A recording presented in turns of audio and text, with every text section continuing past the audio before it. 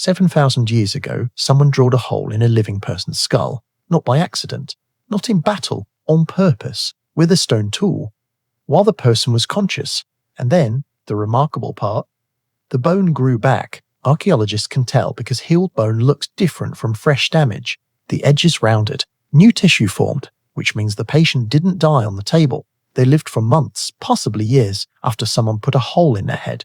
Paleopathologist David Kushner analyzed hundreds of these skulls, found across Peru, France, Kenya, China, with no contact between those cultures. Same procedure, same survival rates, same deliberate technique. The assumption was always they were releasing evil spirits. Maybe, but here's what that assumption requires you to believe. That someone looked at a person suffering, decided they were worth the risk of an operation with no anesthesia and a stone blade, performed it carefully enough that the patient survived and then cared for them through the recovery. That's not superstition, that's commitment. The question isn't what they believed about mental illness. The question is what they were willing to do about it. For most of human prehistory, there was no word for mentally ill. Not because people didn't notice, because the category didn't exist. Martha's Vineyard, Massachusetts. Not ancient 17th to 19th century, but one of the closest documented examples of what prehistoric community dynamics actually looked like at small scale. A genetic condition made hereditary deafness unusually common on the island. The response wasn't accommodation. It wasn't charity. The entire island learned sign language, not to help the deaf, because that was just how people talked here. Researcher Nora Ellen Gross interviewed elderly islanders in the 1980s, decades after the deaf community had died out. She asked who had been deaf. Most couldn't remember, not because they'd forgotten, because it hadn't registered as a meaningful distinction worth tracking. In a community small enough that every person mattered, difference wasn't a category, it was just a person, your person, who needed something slightly different from everyone else. Some cultures went further than inclusion. They handed the unusual mind a job. Anthropologist Mercy Eliade catalogued shamanic traditions across hundreds of cultures: Siberia, the Americas, Sub-Saharan Africa, Southeast Asia. The pattern was consistent enough to be unsettling. The shaman was almost never the healthiest person in the group.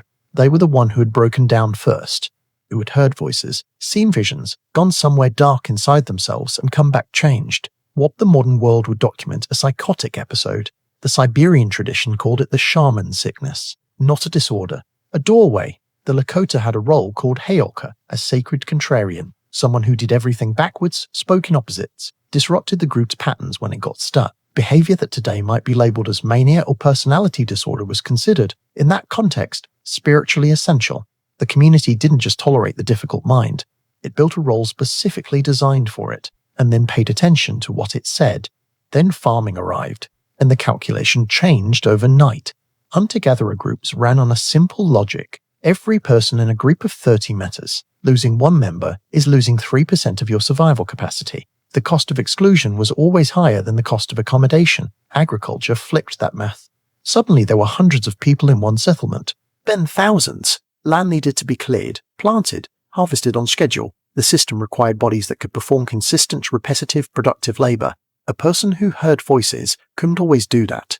A person who moved through the world differently couldn't always do that. For the first time in human history, the question stopped being, how do we include this person? And became, what do we do with someone the system has no place for?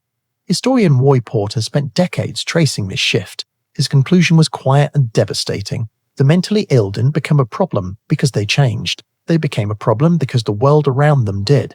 In the 13th century, a small town in Belgium accidentally invented the most effective mental health system in human history, Geel, a pilgrim site dedicated to Saint Dymphna, patron saint of the mentally ill. Disturbed individuals began arriving from across Europe seeking healing. There weren't enough beds at the shrine, so local families took them in, not as patients, as boarders, as people who ate at the table, worked in the fields, attended church, argued about small things, and were gradually absorbed into the fabric of daily life. The outcomes were remarkable. People who had been violent became calm. People who hadn't spoken in years began talking, not because they were cured, because they were included. Geel's boarding system ran for over 700 years. It still runs today. Roughly 500 mentally ill individuals living with local families in the same town, under the same informal arrangement. No institution ever replicated its outcomes. Nobody can fully explain why it works. It just does. In the 1990s, the World Health Organization ran a study that nobody talks about. They tracked outcomes for schizophrenia patients across 16 countries, rich and poor, developed and developing, high-resource psychiatric systems and low-resource ones. The results came back wrong. Patients in Nigeria, India, and Colombia had significantly better long-term outcomes than patients in the United States, United Kingdom, and Denmark. Not slightly better, meaningfully better, more likely to recover fully, more likely to return to normal functioning. The researchers checked their methodology, ran it again, same result. The leading explanation wasn't medication access, wasn't diagnostic accuracy, wasn't quality of clinical care. It was social integration. In communities where mentally ill individuals remained embedded in family and daily life, rather than being referred out to specialists and institutions, they got better more often. Same brain, same diagnosis, same illness, different amount of people who still showed up. Go back to that skull, 7,000 years old, hole drilled clean through, bone grown back around the edges, somewhere between that moment and might now. Babylon blamed the gods, Greece argued about humors. Bedlam charged admission to watch people suffer. Giel quietly kept doing the only thing that actually worked. And the WHO confirmed in 16 countries what a small Belgian town figured out in the 1200s. The treatment was never really the treatment. The people were the treatment, but still true right now. Every study on recovery from serious mental illness points to the same variable, not the medication, not the diagnosis, not the therapeutic modality. The single strongest predictor of long-term recovery is whether the person has someone in their life who hasn't given up on them. One person. That's the margin. Your ancestors understood this without research, without clinical trials, without a framework or a theory or a word for what they were doing. They just didn't leave. The hole in the skull tells you what they knew. That a person in crisis was worth the risk of a stone blade and weeks of recovery and whatever came after, not because they were certain it would work, because the person was still there, and that was enough.